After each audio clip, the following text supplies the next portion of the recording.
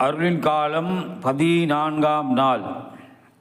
இன்றைய பதிலுரை பாடல் திருப்பாடல் 50, எண்கள் 8, 9, 16, 17, 21, 23. பல்லவி: தம் வழியை செம்மைப்படுத்துவோர் கடவுளின் மீட்பை கண்டடைவர்.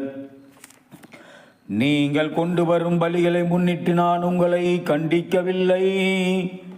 உங்கள் எரிபலிகள் எப்போதும் என் முன்னிலையில் உள்ளன. உங்கள் வீட்டின் காளைகளையோ உங்கள் தொழுவத்தின் ஆட்டுக்கிடாய்களையோ நான் ஏற்றுக்கொள்வதில்லை. பல்லவி: தம் வழியை செம்மைப்படுத்துவோர் கடவுளின் மீட்பை கண்டடைவர். என் விதிமுறைகளை ஓதுவதற்கு உங்களுக்கு என்ன தகுதி? என் உடன்படிக்கையை பற்றி பேசுவதற்கு உங்களுக்கு என்ன அருகதை?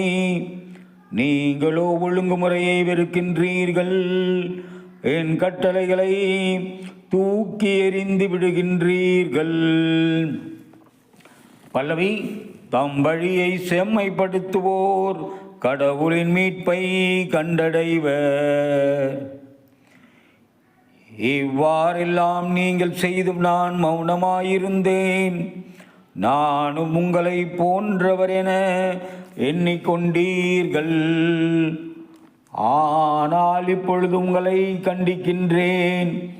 உங்கள் குற்றங்களை உங்கள் கண்முன் ஒவ்வொன்றாய் எடுத்துரைக்கின்றேன்.